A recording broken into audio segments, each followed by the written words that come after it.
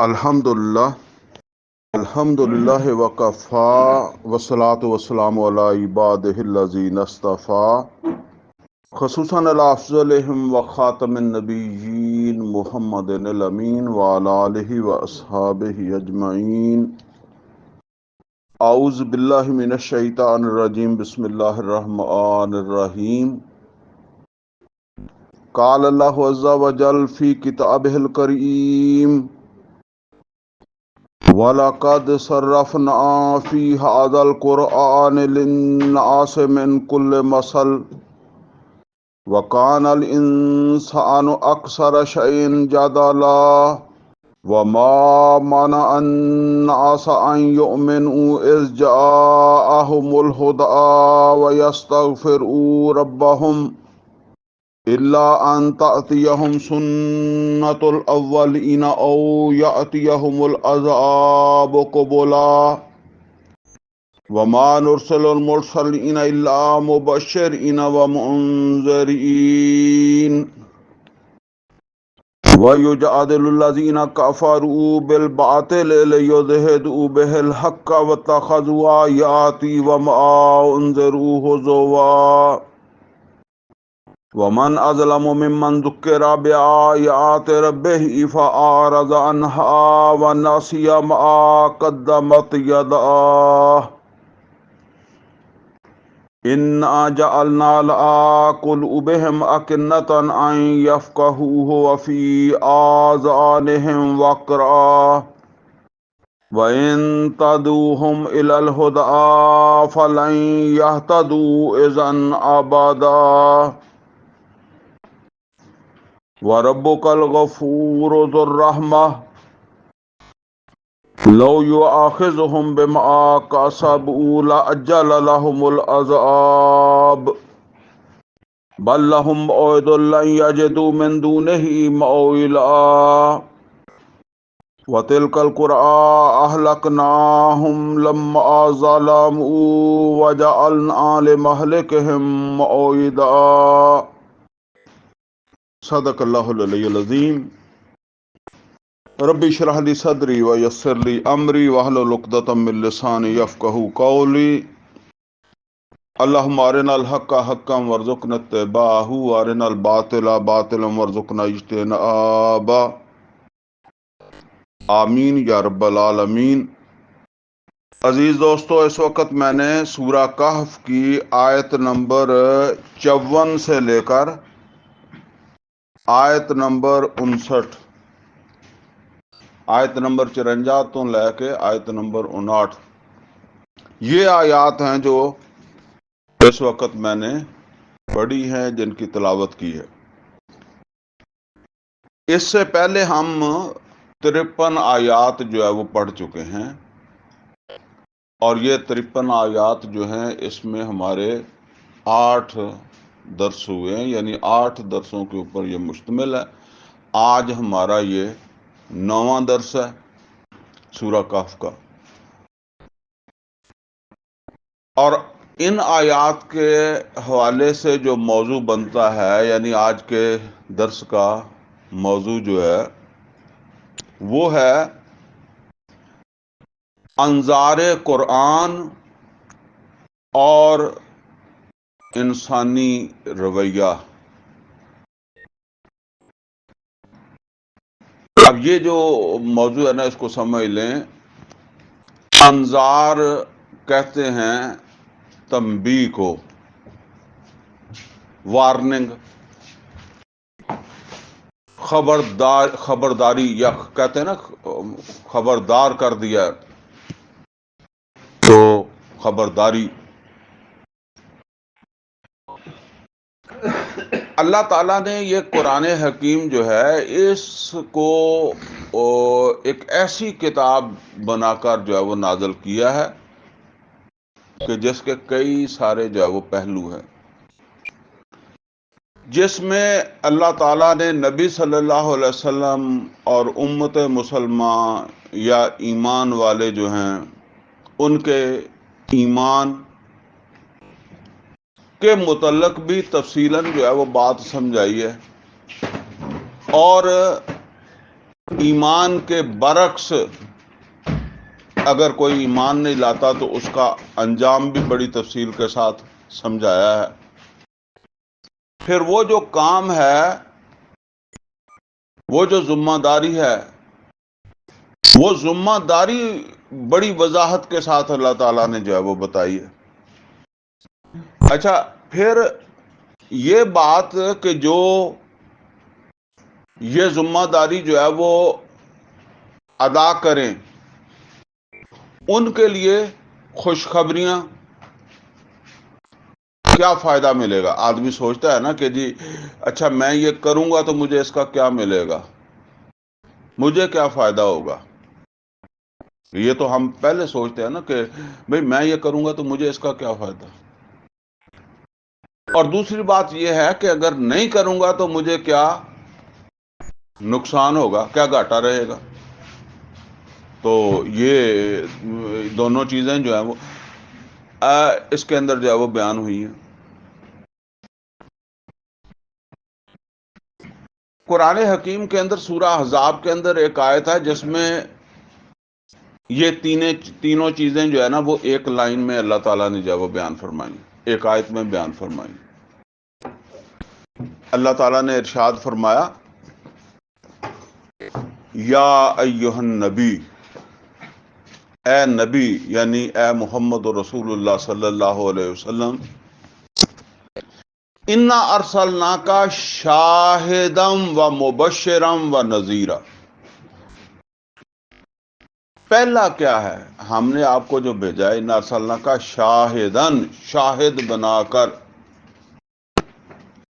یعنی شاہد، گواہی دینے والا۔ اور وہ جو گواہی اصل کے اندر دو چیزوں کو ہم کہہ دیتے ہیں نا، ایک تو وہ سٹیٹمنٹ ہے جو آپ نے عدالت میں جا کر دیتے ہیں،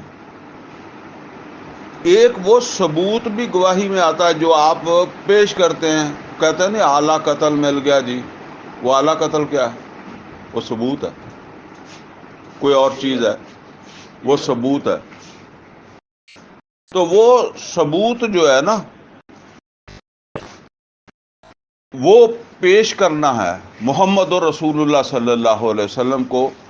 اب وہ جو شہادہ، یعنی ثبوت، شہادہ کہہ لیں ایک ہی بات ہے، وہ شہادہ ہے یہ قرآن۔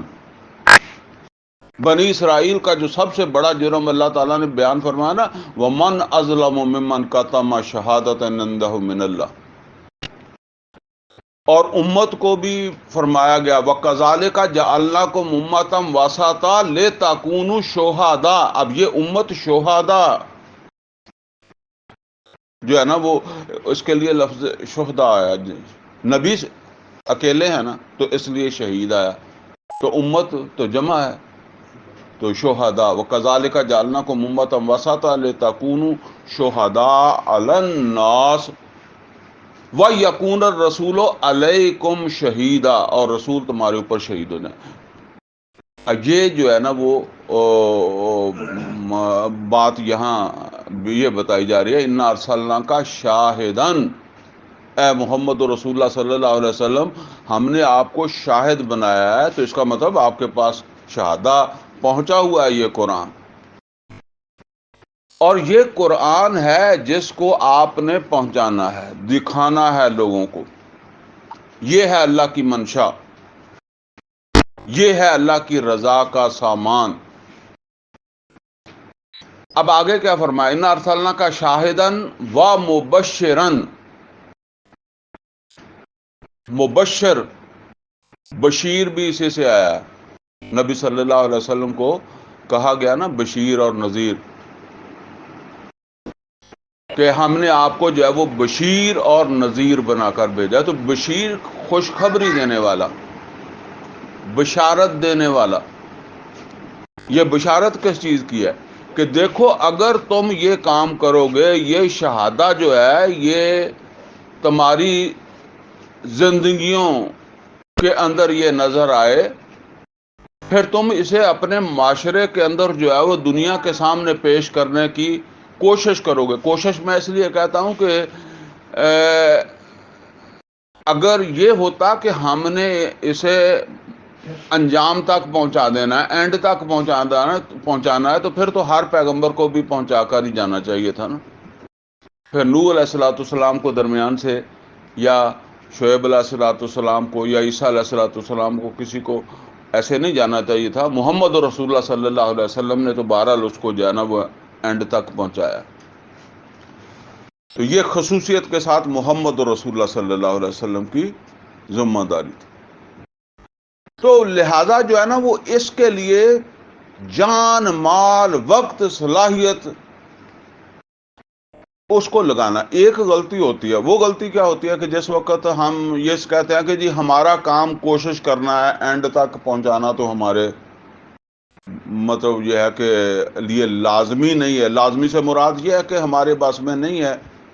یہ تو اللہ توفیق دے گا تو وہاں تک پہنچ جائے گا، نہیں تو پھر جس طرح کوشش کرتے کرتے نوح علیہ الصلوۃ والسلام چلے گئے، یا اور پیغمبروں کا ذکر ہے، ابراہیم علیہ الصلوۃ والسلام کتنی بڑی شخصیت ہے، چلے گئے تو ٹھیک ہے. تو ہم پھر واجبی سی کوشش کرتے ہیں، واجبی سا وقت لگاتے ہیں، واجبی سی صلاحیت لگاتے ہیں، واجبی سا انفاق کرتے ہیں، جبکہ اس کے لیے ایڑی چوٹی کا زور جو ہے وہ یہ لگانا فرض ہے. ہوا نہیں ہے نا، لیکن میں نے اور آپ نے ایڑی چوٹی کا زور جو ہے وہ لگایا ہے اسے اینڈ تک جو ہے وہ پہنچانے کے لیے.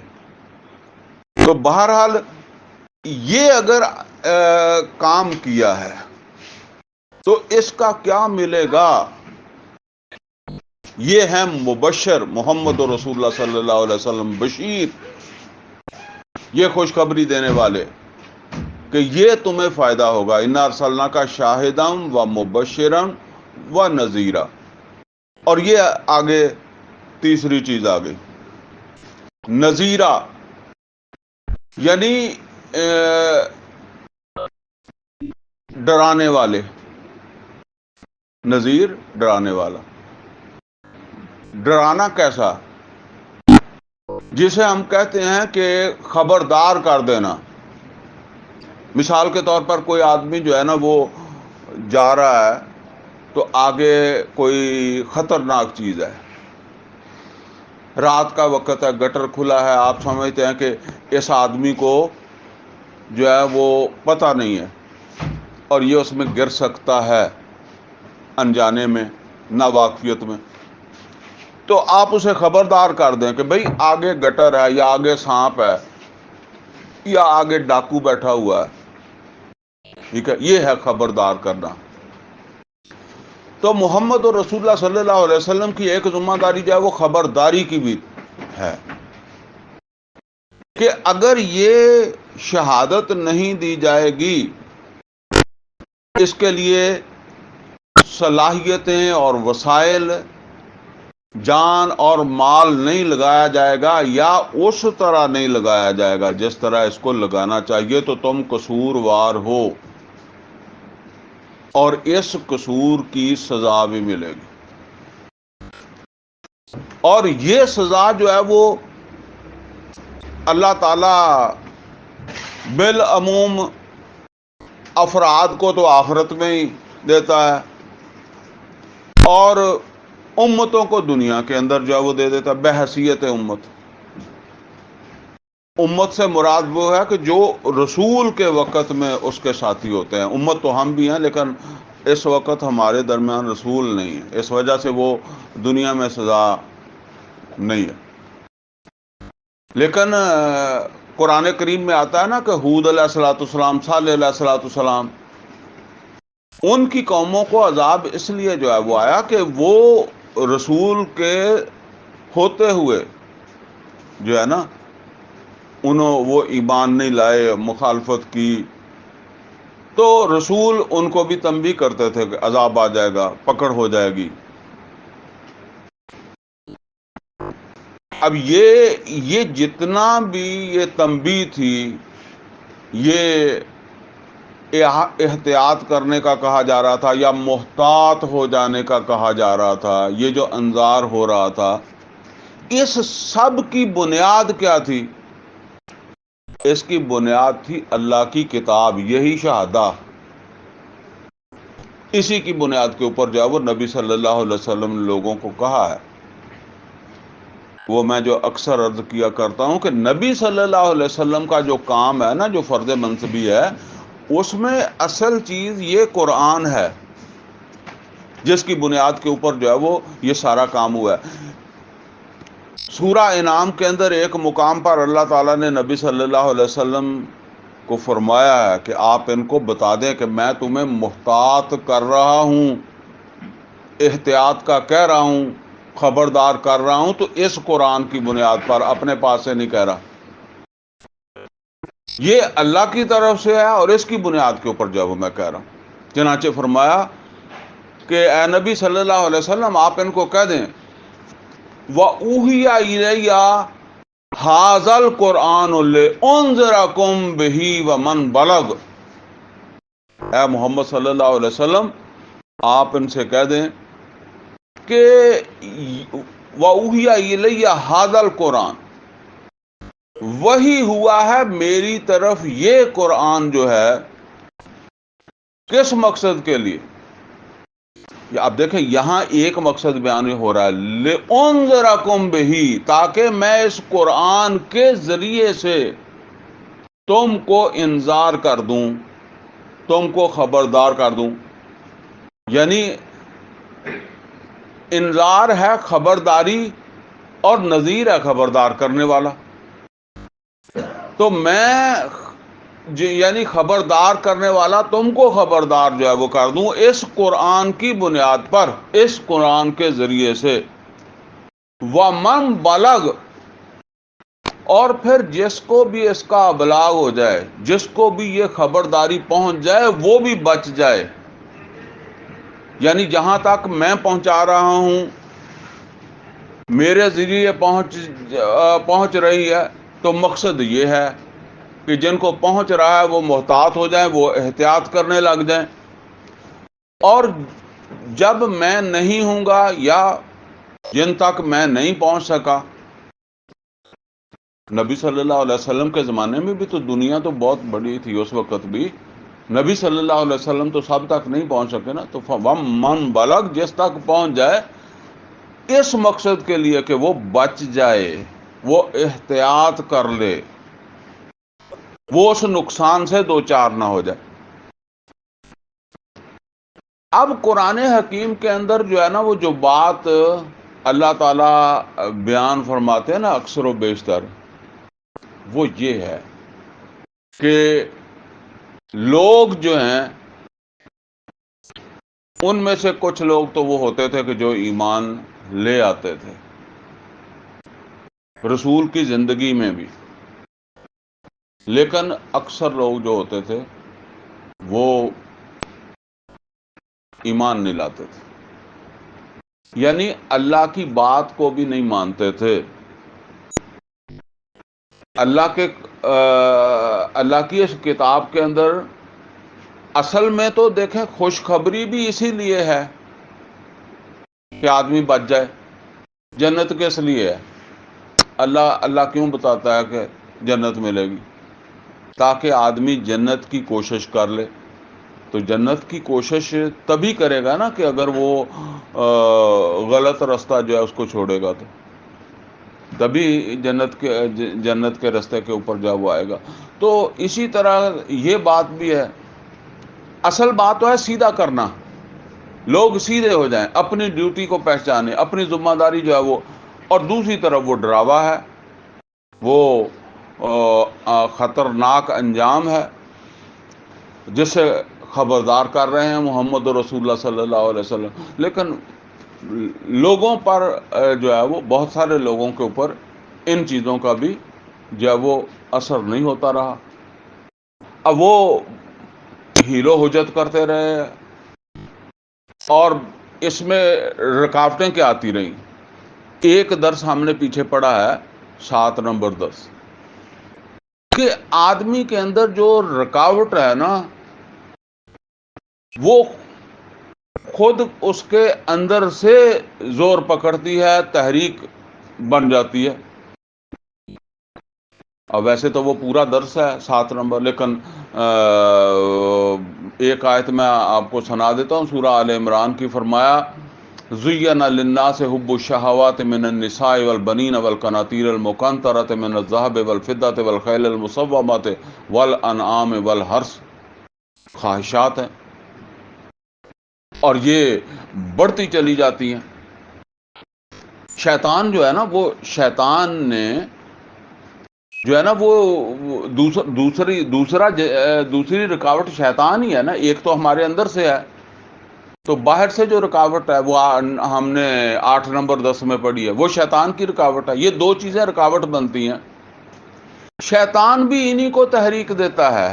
ہماری ان کمزوریوں کو شیطان تحریک دیتا ہے، بڑھا دیتا ہے.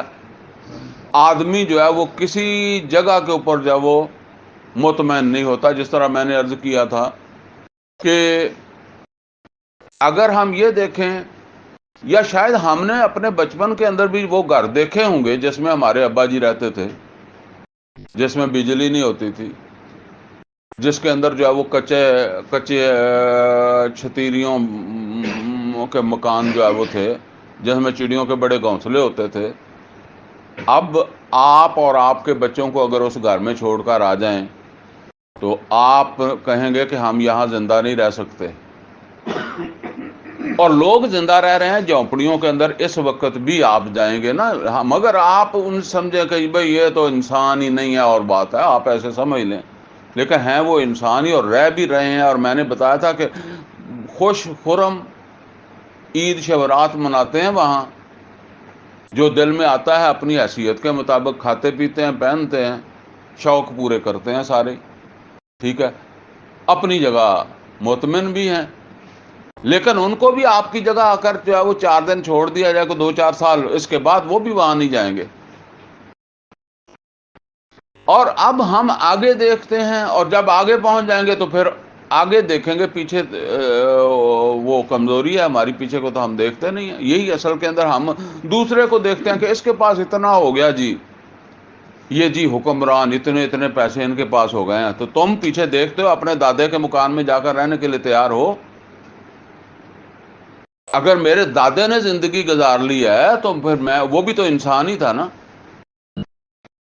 تو میں بھی گزار سکتا ہوں. اور اسی طریقے سے شیطان جو ہے وہ انہی کمزوریوں کو جو ہے وہ بڑھاتا ہے. وہ قرآن کریم میں ایک جگہ اللہ تعالیٰ نے فرمایا الشیطان یعدکم الفقر. شیطان تمہیں یقین دہانی کرواتا ہے فقر کی. آپ اندازہ کریں جتنا کچھ بھی بندے کے پاس آ جائے نا، پھر بھی اسے یہی محسوس ہوتا ہے کہ ہے صحیح، الحمدللہ اللہ نے کافی دیا ہے، پر زندگی میں تو کوئی بھی اونچ نیچ آ سکتی ہے نا. تو یہ جو ہے نا وہ زیادہ ہونا چاہیے. اور کی خواہش ان کے اندر بھی رہتی ہے جو میری طرح مجلس کے اندر بیٹھ کر کہہ دیتے ہیں الحمدللہ ہر چیز اللہ کی دی ہوئی ہے. ان کے اندر بھی یہ نہیں جاتی بیماری. ٹھیک ہے نا. تو یہ شیطان پیدا کرتا ہے. اسی طرح اللہ تعالیٰ نے قرآن کریم کے اندر شیطان کو کہا کہ تو ان کو جو ہے وہ دے لے، کرا لے ان کو یقین دہانیاں، اور ان کے اندر آرزویں پیدا کر لے. یعدہم و یمنیہم، ان کو کرا لے یقین دہانیاں، اور ان کے اندر جو ہے وہ امیدیں، آس، بس یہ تھوڑا سا سفر ہے ختم ہو ہی جانا ہے، تھوڑا سا سفر ہے ختم ہو ہی جانا ہے، پھر ہم موجیں کریں گے. اور پھر وہ میری طرح وقت آ جاتا ہے. پہلے ہم خود بچے تھے، وہ زمانہ تھا ہمارے والدین کے پاس کوئی زیادہ پیسے نہیں ہوتے تھے. بہرحال وہ میں اس ماحول کا ذکر نہیں کرتا. اس وقت ویسے ہی پیسے نہیں ہوتے تھے. یہ نہیں کہ میں اور بھی کسی جو ہمارے ساتھ پڑھتے تھے نا ان کے پاس بھی کبھی پیسے نہیں دیکھے تھے، پیسے کا نام ہی نہیں سنا تھا. پھر ہم کمانے لگ گئے. جو میری پہلی نوکری تھی وہ 155 روپے کی تھی، اور میرے جاننے والے واہ واہ کرتے تھے، کیا بات ہے، ٹھیک ہے. اور پھر گئے ہیں اللہ تعالیٰ کی طرف سے، بس وقت آگے بڑھتا گیا، بہت اچھے پیسے بھی جو ہے وہ کمائے ہیں، ٹھیک ہے. جو کم از کم میں یہ سمجھتا ہوں کہ میرے جیسا آدمی اس کا حقدار ہی نہیں تھا، جتنا کچھ اللہ تعالیٰ نے جو ہے وہ دے دیا. تو اس طرح آدمی جو ہے وہ آگے سے آگے جو ہے وہ بڑھ جاتا ہے، لیکن مطمئن نہیں ہوتا. وہ ایک جو ہے نا، وہ جس طرح قرآن حکیم میں اللہ تعالیٰ نے فرمایا نا کہ اگر تمہارے پاس جو ہے وہ پہاڑ برابر بھی مال آ جائے نا، تو تم اسے روک لو گے خشیت الانفاق، کہ یہ ختم ہو جائے گا، مک جائے گا، روک روک کے. یہ اللہ ہے، ٹھیک ہے نا، جس کے پاس خزانے ہیں. تمہارے پاس اگر یہ خزانے اللہ تمہیں دے دے نا، تو تم بھی اس طریقے سے جو ہے وہ سوچ رہو. بس یہ فکر جو ہے وہ انسان کے اندر جو ہے وہ پیدا ہو جاتی ہے. اور کرتے کرتے وہ بات میں اصل میں سنا رہا تھا کہ میری بیوی کہا کرتی تھی بس بچوں سے فارغ ہو گئے نا تو پھر ہم نے سکون کی زندگی گزارنی ہے کیونکہ بہت سارا بوجھ تھا. لیکن جب وہ سکون کی زندگی جو ہے نا وہ قریب آنے لگی تو وہ فوت ہو گئی، وہ چلی گئی. تو ایسے ہی ہوتا ہے، ٹھیک ہے نا. سکون کی تلاش میں بندہ سمجھتا ہے کہ بس وہ بس تھوڑا سا آگے جا کر کام سیدھا ہونے والا ہے، تھوڑا سا آگے جا کر کام سیدھا ہونے والا ہے. اگر وہ زندہ بھی رہتی تو پھر بھی یہی تھا، بس ہو ہی جانا جی، تھوڑا سا کام ہے، تھوڑا سا کام ہے، کرتے کرتے موت آ جاتی ہے، بندے کو کام ختم ہو جاتا ہے، وقت ختم ہو جاتا ہے.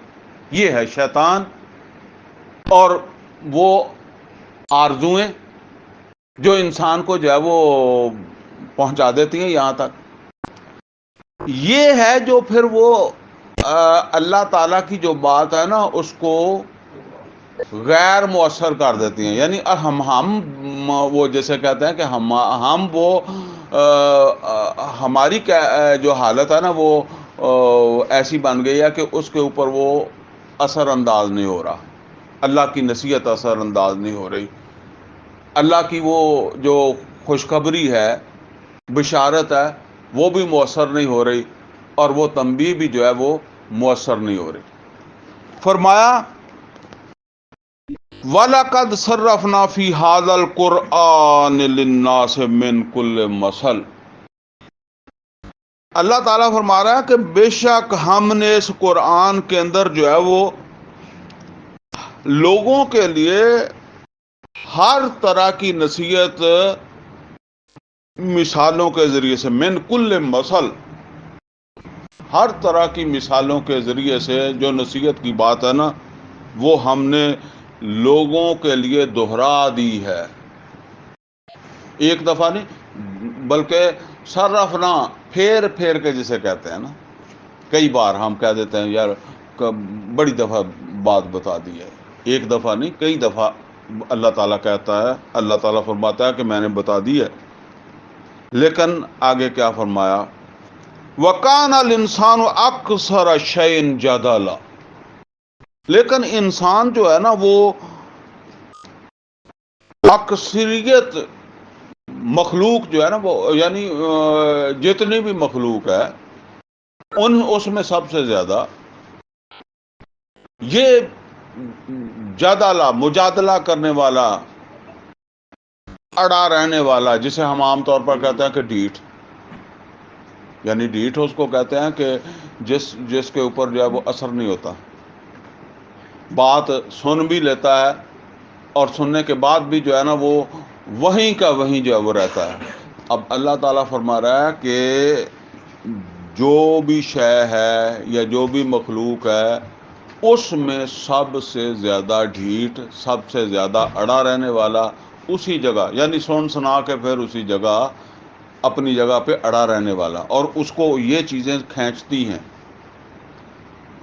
کہ ارادہ کر بھی لے گا کہ نہیں یہ چھوڑ ہی دینا ہے، لیکن وہ پھر رکاوٹ بن جائے گا۔ کئی دفعہ ایسا ہوتا ہے کہ آپ کسی ایسی مجلس کے اندر بیٹھتے ہیں، آپ کہتے ہیں جی اب نماز نہیں چھوڑنی، تو ایک دو دن عمل بھی کر لیتا ہے، کوئی ہفتہ عمل بھی کر لیتا ہے، پھر اس کے اندر جو ہے وہ بات آ جاتی ہے۔ یہ نماز روزے وغیرہ کے حوالے سے تو آسان ہے، پھر بھی اصل میں جو حرام کھاتا ہے اس کو چھوڑنا مشکل ہے، جو ملاوٹ کرتا ہے اس کو ملاوٹ چھوڑنی، جو رشوت لیتا ہے اس کو رشوت چھوڑنی مشکل ہے، جو سود میں ملوث ہے اس کو سود چھوڑنا مشکل ہے، اور جس نے کسی کا حصہ کھایا ہوا ہے،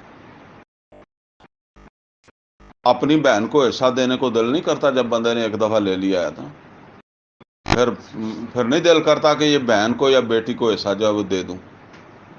تو وہ بے شک درس سن لے، کوئی ہو سکتا ہے اس میں استثناءات اپنی جگہ، لیکن اکثریت جو ہے نا وہ تو اس کو توبہ مانتا ہے، وہ کہتا ہے کہ میں کسی کا مال کھا لوں اور اللہ تعالیٰ مجھے واپسی کا نہ کہے، مجھے اسے واپس نہ کرنا پڑے، سیدھی توبہ قبول کرے، یہ توبہ اسے وارہ کھاتی ہے۔ وہ دوسری توبہ کہ میں اسے مال لوٹاؤں اور اللہ سے توبہ کروں، وہ کہتا ہے اس کی کیا توبہ ہوتی ہے، یہ تو میں نے مال ہی واپس کر دیا۔ چور جو ہوتا ہے نا، اگر وہ پکڑا جائے اور وہ مال اس سے جو ہے وہ آپ برآمد کر لیں، اس سے جو ہے وہ لے لیں، مثال کے طور پر کوئی آدمی آپ کے گھر سے چوری کر کے بھاگا ہے اور آپ نے دوڑ کے پیچھے اس کو پکڑ ہی لیا، تو وہ کہے کہ یہ اپنا مال لے لیں جی، تو آپ مطمئن ہو جاتے ہیں؟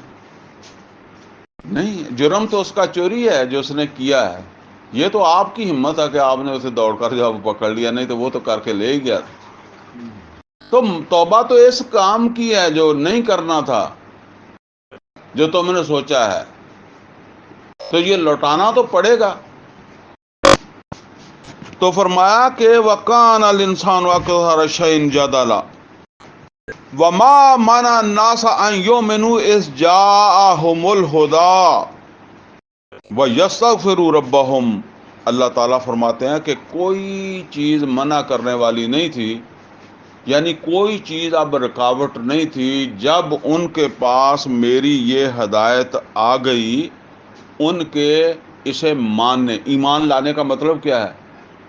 یہ نوٹ کر لیں کہ ایمان لانے کا مطلب ہے اللہ کی بات کو ماننا، رسول کی بات کو ماننا۔ ہم نے سمجھا ہے کہ ایمان کا مطلب ہے اللہ کو ماننا، یعنی اللہ کی ہستی کو ماننا کہ اللہ ہے، تو ہم مان لیا۔ اللہ تعالیٰ جو ہے نا وہ ہے، اور وہ میرے لیے کیا ہے؟ مطاع ہے، یعنی میں نے اس کی اطاعت کرنی ہے۔ رسول کیا ہے؟ رسول کو صرف یہ نہیں ماننا کہ رسول ہے، رسول کی بات ماننی ہے، رسول کو بھی ماننا ہے کہ ہاں محمد صلی اللہ علیہ وسلم اللہ کے رسول ہیں، اور رسول مطاع بھی ہے میرے لیے، میں نے اطاعت بھی کرنی ہے، رسول کی حکم بھی ماننا ہے۔ اللہ ہے اور اللہ مطاع بھی ہے، اور میں نے اللہ تعالیٰ کی اطاعت بھی کرنی ہے، یہ ہے ماننا۔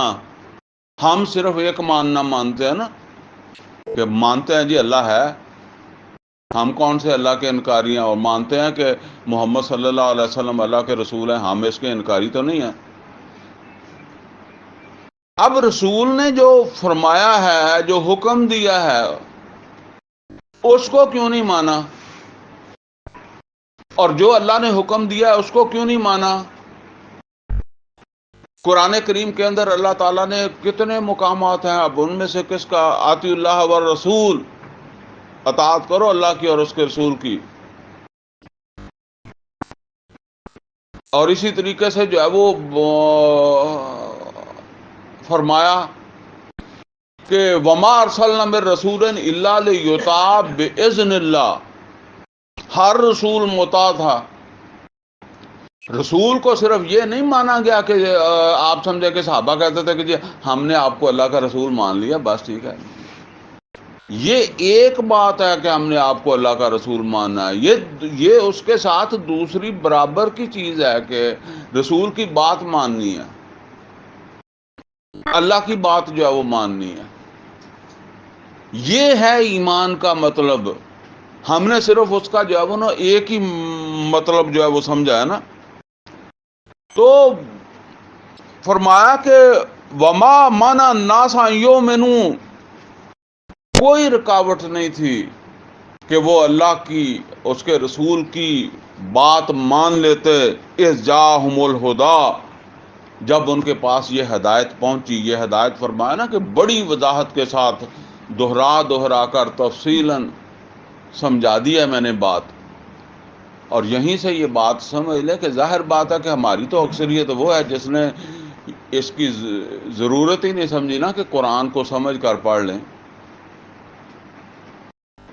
وہ میری ایک وہاں کلاس چل رہی ہے، تو وہاں جو ہے نا وہ یہ کچھ طلاق وغیرہ کے مسائل چل رہے تھے،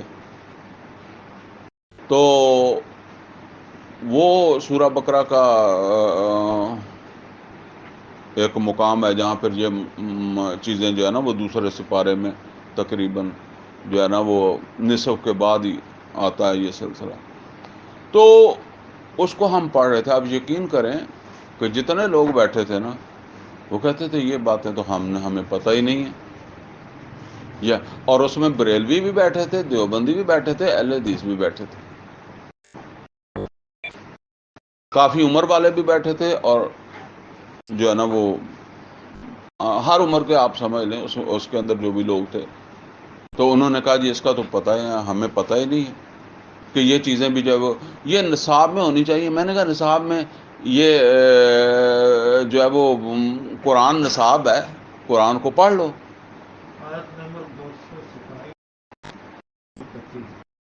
تو وما مانا الناس ان یؤمنوا اذ جاءہم الہدی، روکا نہیں تھا کسی چیز نے بھی، یا کوئی چیز رکاوٹ نہیں تھی اللہ کی بات ماننے میں، اللہ کے رسول کی بات ماننے میں، جب ان کے سامنے یہ ہدایت آ گئی وَيَسْتَغْفِرُوا رَبَّهُمْ، کہ وہ اللہ تعالیٰ سے معافی مانگ لیتے، استغفار کر لیتے۔ إِلَّا أَن تَأْتِيَهُمْ سُنَّةُ الْأَوَّلِينَ، بس وہی بات کہ جو رویہ پہلوں کا تھا وہی انہوں نے اختیار کر لیا۔ یعنی جیسے ہم کہتے ہیں کہ بس یہ انسان ایسے ہی ہے، وہی بات ہے جو اگلی ویسے قرآن حکیم کے اندر اگر ہم پڑھیں تو رسولوں کا جہاں ذکر آئے گا نا، تو ایک طرح کی باتیں جو ہے نا وہ ہر رسول سے ایک طرح کے مطالبے، ایک طرح کی باتیں ان کے سامنے جو وہ کی گئی۔ اور آگے فرمایا او یاتیہم العذاب قبلا، یا پھر یہ بات کہ عذاب آ جائے تو وہ ایمان لے آئیں گے۔ یعنی اب باتیں تو بہت سی۔ نبی صلی اللہ علیہ وسلم کو کیا کہتے تھے؟ چلیں نبی صلی اللہ علیہ وسلم کو سورہ بنی اسرائیل ہے نا، اس میں بھی ہے اور بھی جگہوں کے اوپر ہے، نبی صلی اللہ علیہ وسلم کو کہتے تھے کہ آپ یہاں چشمہ جاری کر کے جو ہے وہ دکھا دیں، آپ یہاں باغ لگا کے جو ہے وہ دکھا دیں، آپ جو ہے وہ آسمان پر چڑھ کر دکھا دیں، آسمان سے کتاب لا کر جو ہے وہ دکھا دیں۔ اب یہ اس طرح کی باتیں جو ہے وہ نبی صلی اللہ علیہ وسلم سے وہ کرتے تھے۔ ہم آپ کو جو ہے وہ رسول مان لیں گے، رسول مان لیں گے، آپ کی بات مان لیں گے۔ ظاہر ہے جب رسول مان لیں گے تو آپ کی بات بھی مان لیں گے۔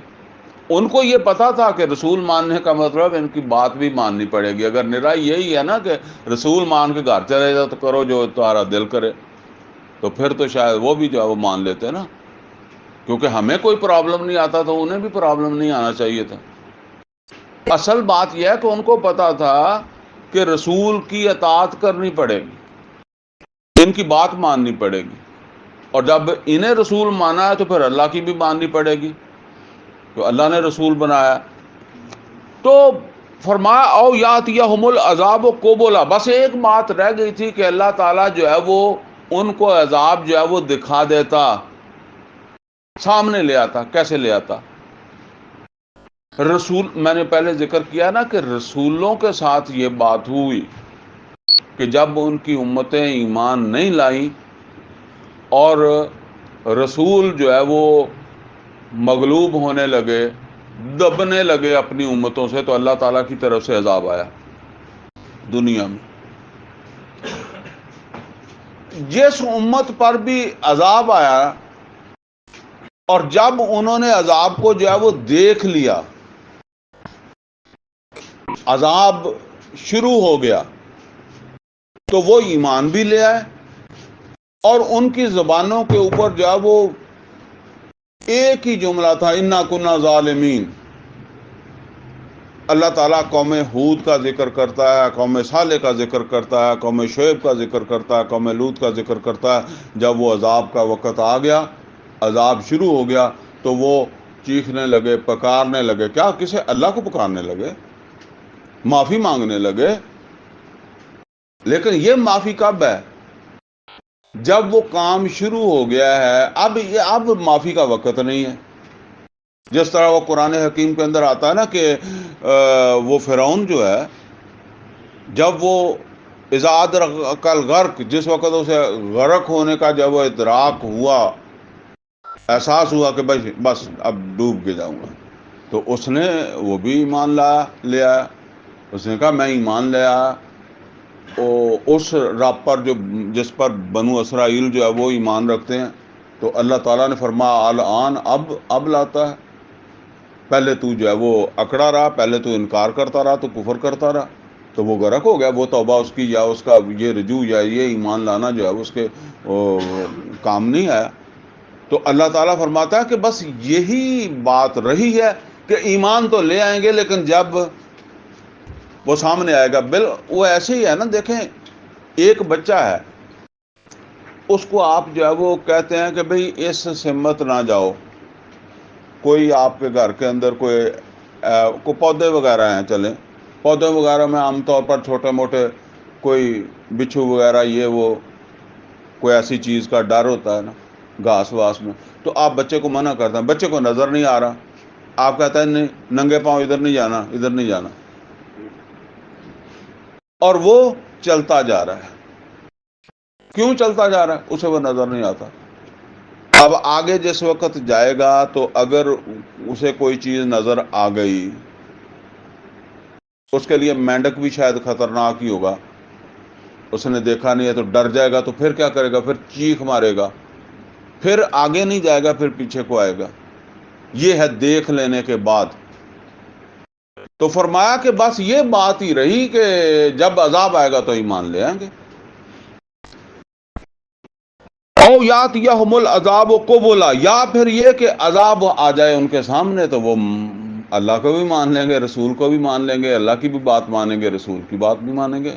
قیامت کے دن تو پھر یہ کئی مقامات کے اوپر اللہ تعالیٰ نے فرمایا کہ اس وقت جب وہ اپنی آنکھوں کے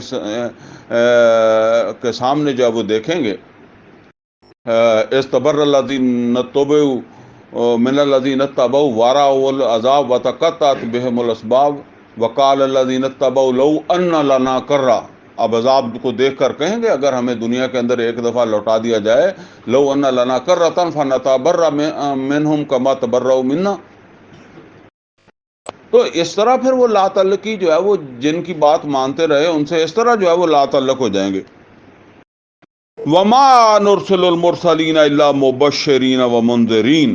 تو اللہ تعالیٰ فرماتے ہیں کہ ہم نہیں بھیجتے رہے رسولوں کو مگر یہ ان کی ذمہ داری تھی کہ وہ خوشخبری بھی سنا دیں اور خبردار بھی کر دیں، مبشر اور نذیر۔ وما نرسل المرسلین الا مبشرین ومنذرین، یہ منذر انذار وہی ہے۔ ان کو ہم نے بشیر اور نذیر بنا کر جو ہے وہ رسولوں کو بھیجا، تو انہوں نے تو یہی کرنا تھا، لیکن لوگ ان سے کہتے تھے، جس طرح نبی صلی اللہ علیہ وسلم سے یہ بھی کہا گیا کہ آپ آسمان کو ہمارے اوپر گرا کر دکھا دیں۔ یہ عام طور سے کہتے ہیں نا تو ساڈے تے پہاڑ ٹالا، تو بالکل انہوں نے یہ اس طرح یہی الفاظ ہیں، انہوں نے کہا کہ آپ آسمان کو ہمارے اوپر گرا دیں۔ تو فرمایا کہ رسول جو تھے ان کی یہ حدود سے آگے کی بات تھی کہ وہ آسمان کو تمہارے اوپر جا وہ گرا دیں، وہ اس کام کے لیے نہیں آئے تھے. وہ ان کو جو اختیار دیا تھا یا جو ان کی ذمہ داری تھی وہ بشیر اور نذیر کی تھی، وہ انہوں نے پوری کی. وَيُجَادِلُ الَّذِينَ كَفَرُوا، اور اصل کے اندر یہ بتایا جا رہا ہے کہ محمد اور رسول اللہ صلی اللہ علیہ وسلم کی ذمہ داری یہ ہے، وہ اپنی ذمہ داری پوری کر رہے ہیں. وَيُجَادِلُ الَّذِينَ كَفَرُوا بِالْبَاطِلِ لِيُدْحِضُوا بِهِ الْحَقَّ وَاتَّخَذُوا آيَاتِي وَمَا أُنذِرُوا هُزُوًا. فرمایا مجادلہ کرتے رہے، یعنی وہ بشیر اور نذیر جو بھی آئے ان کی طرف رسول، ان کے مقابلے میں وہ بحثیں کرتے رہے، جھگڑتے رہے. وَيُجَادِلُ الَّذِينَ كَفَرُوا بِالْبَاطِلِ، جنہوں نے بھی کفر کیا، جو بھی ایمان نہیں لائے، تو وہ باطل کے ساتھ کھڑے ہو گئے، حق کے مقابلے میں باطل کے ساتھ کھڑے ہو گئے. لِيُدْحِضُوا بِهِ الْحَقَّ، تاکہ اس طریقے سے وہ حق کو ناکام کر دیں، فیل کر دیں. وَاتَّخَذُوا آيَاتِي وَمَا أُنذِرُوا هُزُوًا، اور جن آیات کا، آیات الہیہ کا، یا اس قرآن کا کہہ لیں، اس سے پہلے دوسری کتابیں جو ہیں وہ بھی آیات الہیہ تھی، جن کا اتنا بڑا مقام ہے، اللہ تعالیٰ کہتا ہے کہ ان کو وہ مذاق سمجھتے رہے، اور وہ جو رسول آئے، نبی آئے، ان کو بھی ان کا بھی مذاق اڑاتے رہے.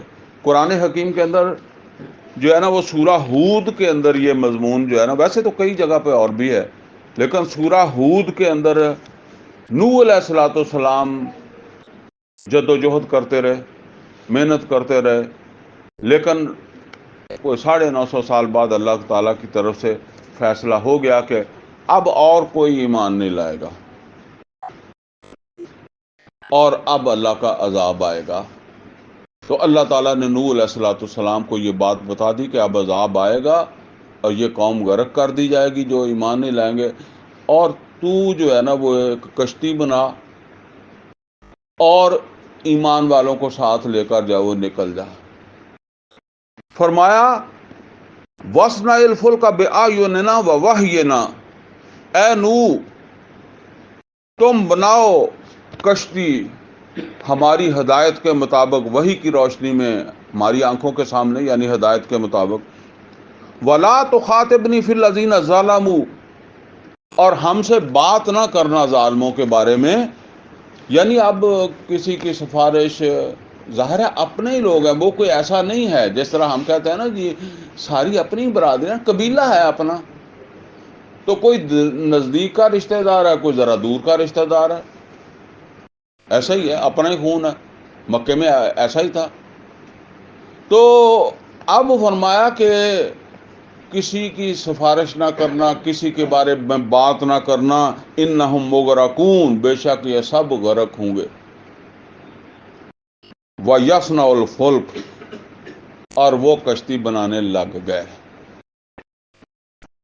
وَكُلَّمَا مَرَّ عَلَيْهِ مَلَأٌ مِّن قَوْمِهِ سَخِرُوا مِنْهُ، اور جب بھی ان کی قوم کے بڑے بڑے سردار جو تھے نا، وہ ان کے پاس سے گزرتے تو ان کا مذاق اڑاتے.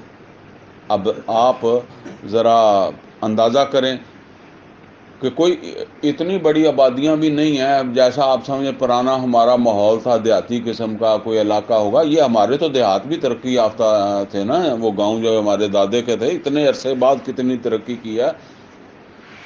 تو یہ تو صدیوں، ہزاروں سالوں کی بات ہے نا. اس سے پہلے نوح علیہ الصلوۃ والسلام کا زمانہ ہے نا، تو اس وقت کیا ہوگا. بہرحال ان کا بھی کوئی اپنا رہن سہن تھا، کوئی بستی، کوئی علاقہ ان کا ہوگا. تو کہیں کوئی سائڈ کے اوپر کسی جگہ پھر نوح علیہ الصلوۃ والسلام کشتی بنانے جو ہے وہ لگ گئے. اب وہ بھی فارغ ہو کے، ویلے ہو کے جو ہے نا وہ آ جاتے ہوں گے کہ ادھر لگا ہوا بابا. پہلے تو وہ ہر دروازے پہ آ کر ٹک ٹک کرتا تھا، تو اب وہ کہیں لگا ہوا ہے تو وہ چکر کاٹ کے آتے ہوں گے اس طرف. اور اللہ تعالیٰ فرماتا ہے تو جب وہ اس طرف آتے تو اس کو مذاق بھی کرتے، ساخر منہ، جس کو ہماری زبان میں پنجابی میں کہتے ہیں ٹیچراں کرنا۔ اب کیا ٹیچریں کرتے ہوں گے وہ؟ مطلب قرآن نے یہ بتا دیا نا۔ دیکھیں ایک بات قرآن کریم کے اندر آتی ہے کہ ہر پیغمبر کو یہ کہا گیا ساحر مجنون، یہ جادوگر ہے، مجنون یعنی دماغ ہل گیا جنہوں کہتے ذہنی توازن پورا۔ ویسے آدمی ٹھیک باتیں بھی کرتا ہے، ٹھیک ہے، کھاتا پیتا سارا کچھ ہے، لیکن وچ وچ ہلیاں گلاں کردا۔ تو یہ ایک چیز ہے۔ اچھا یہ وہ کیوں کہتے تھے؟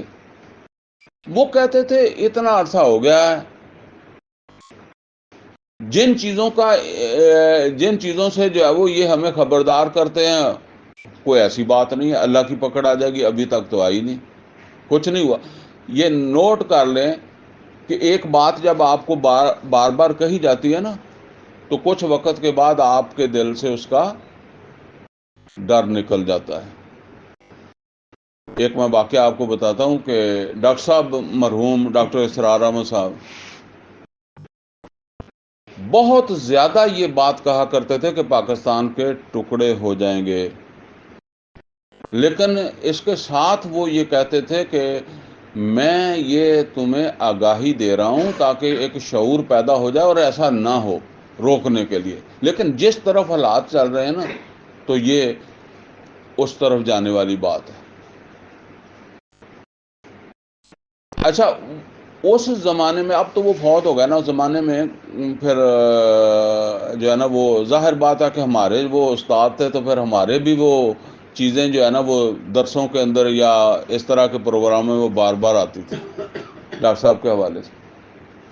تو کچھ عرصے کے بعد مجھے ایک آدمی کہنے لگا، اس نے کہا جی یار وہ ڈاکٹر صاحب تو کدوں دے کہندے سی پاکستان دے ٹکڑے ہو جانے، ہوئے تو کوئی نہیں۔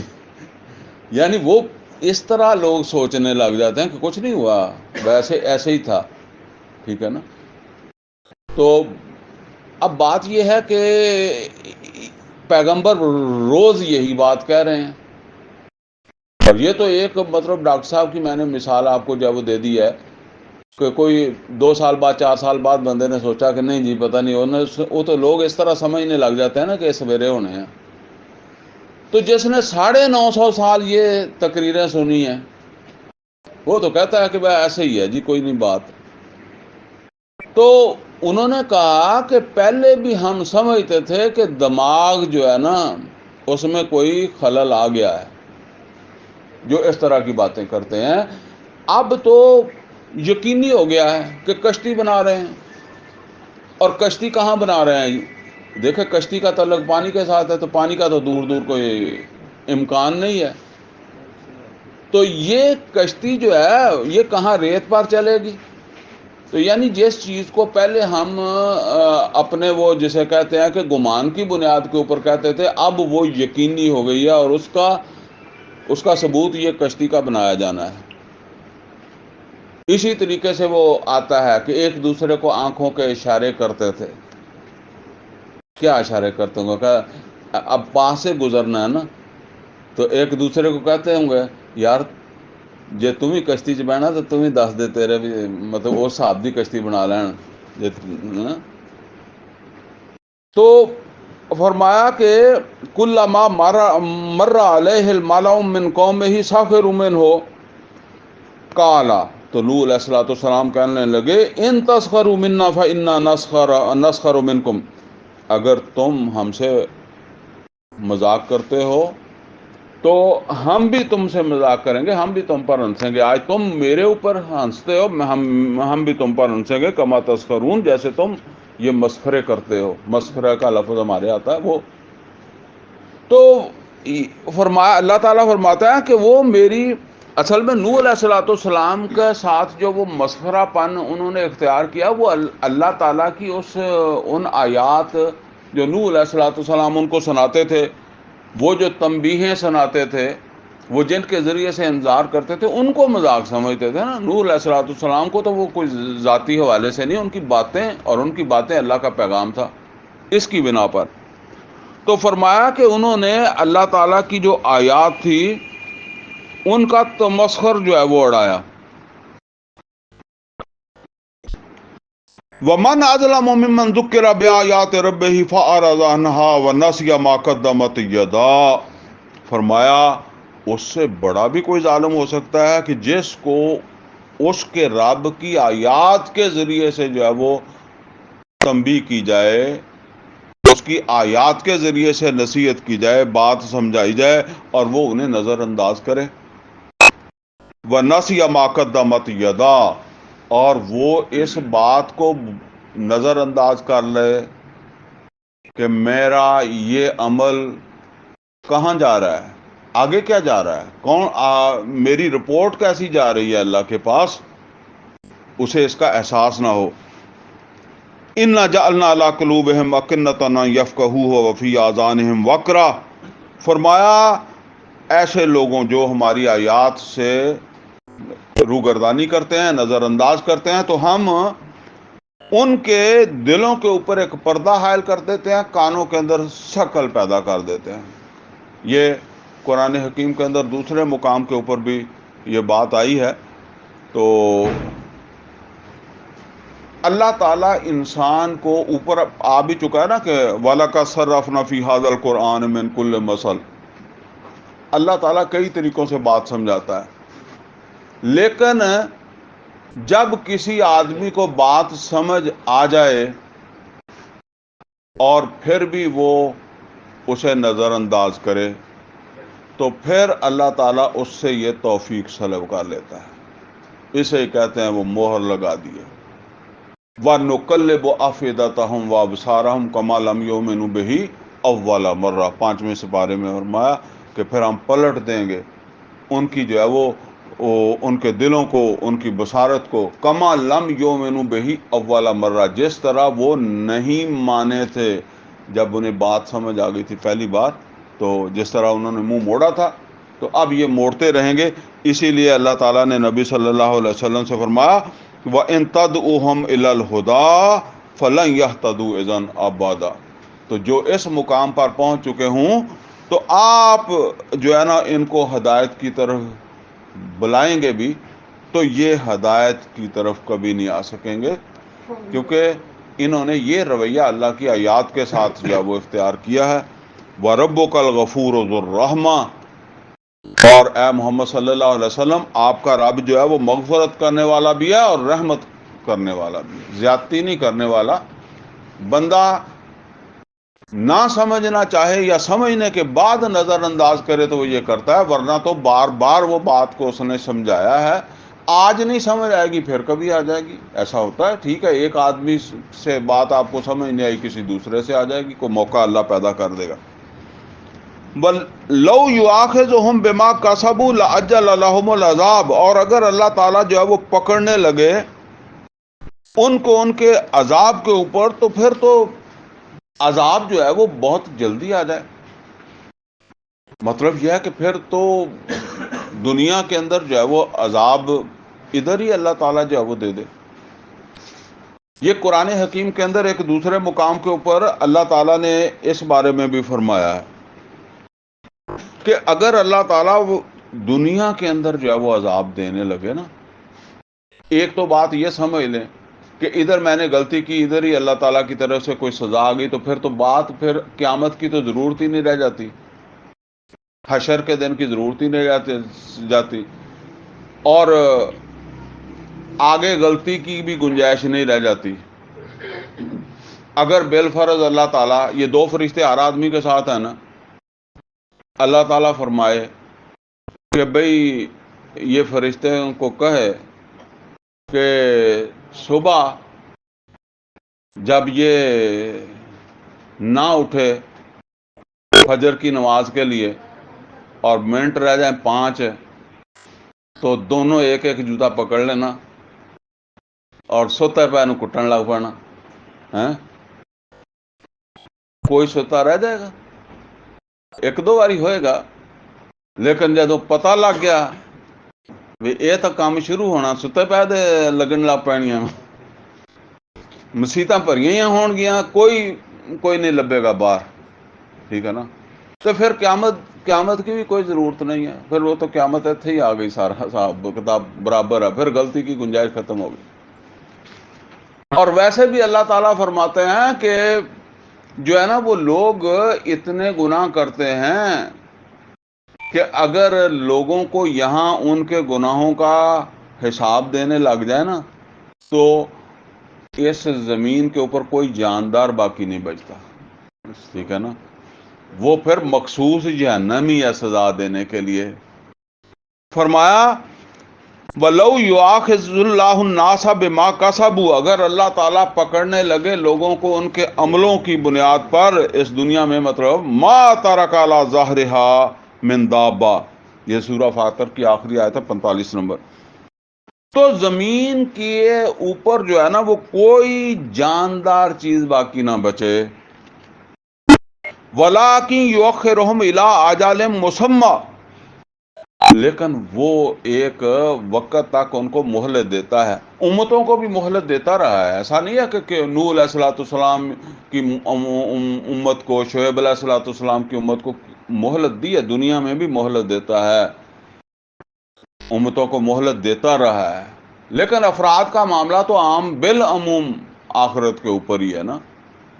کوئی کسی کو اللہ تعالیٰ سزا دے دے, جس طرح قرآن کریم میں اللہ تعالیٰ نے فرمایا, یہ سورہ شورا کے اندر فرمایا وَمَا أَصَابَكُم مِّن مُّصِيبَةٍ فَبِمَا كَسَبَتْ أَيْدِيكُمْ, اور جو بھی تمہارے اوپر یہ اس طرح کی کوئی مصیبت آتی ہے تو یہ اللہ تعالیٰ نے جو ہے نا وہ تمہارے عملوں کی بنیاد کے اوپر جو ہے وہ تمہیں اس میں مبتلا کیا ہے. وَيَعْفُو عَن كَثِيرٍ, سب کی نہیں, وہ بہت ساری چیزیں معاف کر دیتا ہے, درگزر کر جاتا ہے, آخرت کے اوپر چھوڑ دیتا ہے کہ کوئی بات نہیں, کہاں جانا تم نے. تو یہ ہے فرمایا کہ وَرَبُّكَ الْغَفُورُ ذُو الرَّحْمَةِ لَوْ يُؤَاخِذُهُم بِمَا كَسَبُوا لَعَجَّلَ لَهُمُ الْعَذَابَ بَل لَّهُم مَّوْعِدٌ لَّن يَجِدُوا مِن دُونِهِ مَوْئِلًا, لیکن اے محمد صلی اللہ علیہ وسلم ان کے لیے ایک وقت مقرر ہے. یہ ایسا نہیں ہے کہ اگر اللہ اس وقت نہیں پکڑ رہا تو بس وہ سمجھے کہ ہم چھوٹ گئے ہیں. چھوٹے نہیں ہیں, ان کے لیے ایک وقت مقرر ہے, اور جب وہ وقت آ جائے گا تو بالکل ذرا بھی آگے پیچھے نہیں ہو سکیں گے, ذرا نہیں سرک سکیں گے, جنہوں کہتے ہیں نا کھسک سکیں گے.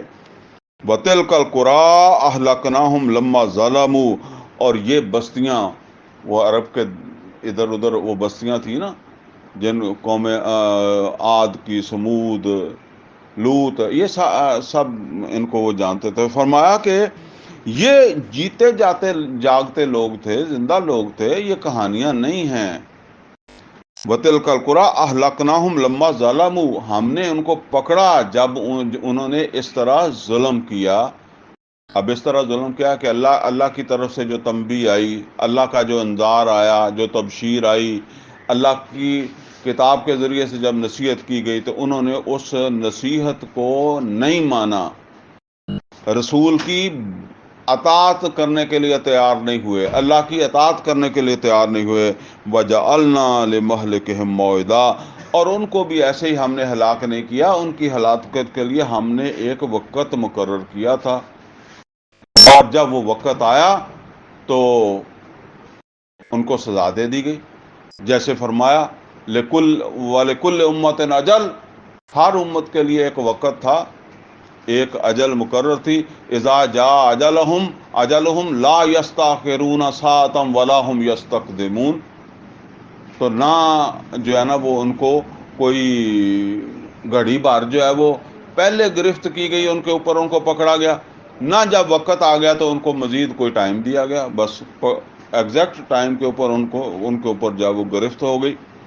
بہرحال یہ سمجھ لیں جی, زندگی کا کوئی پتہ نہیں ہے. یہ ایک بہت بڑا دھوکہ ہے.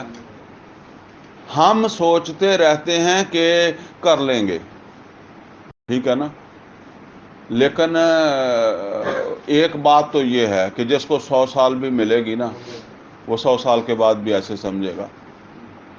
ایک تو ویسے ہی ایک عمر ہی ہوتی ہے جس میں آدمی جو ہے وہ کرتا ہے. جب آپ کرنے کے قابل نہیں رہ گئے، میں ایک مثال دیا کرتا ہوں کہ جب آپ زنا کے کرنے کے قابل ہی نہیں رہ گئے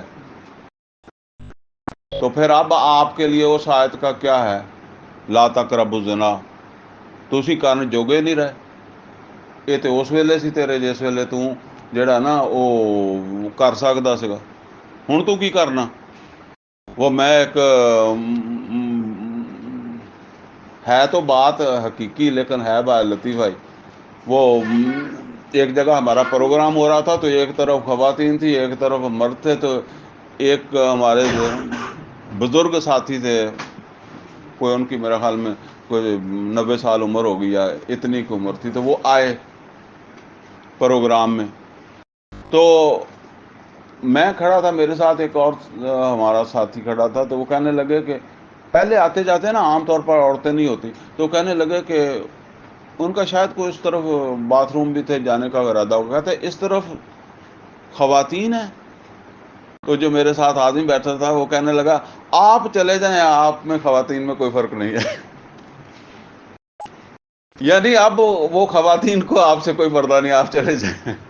کہا تو اس نے مذاق سے، لیکن بات حقیقت ہے، اسی طرح اس نے کہا بلکہ خواتین تو بھی ویلا نکما ہو جاتا بندہ، خواتین تو پھر بھی چلو کوئی وہ ہوئے گا کوئی کام، وہ بالکل ڈیڈ ہو گیا۔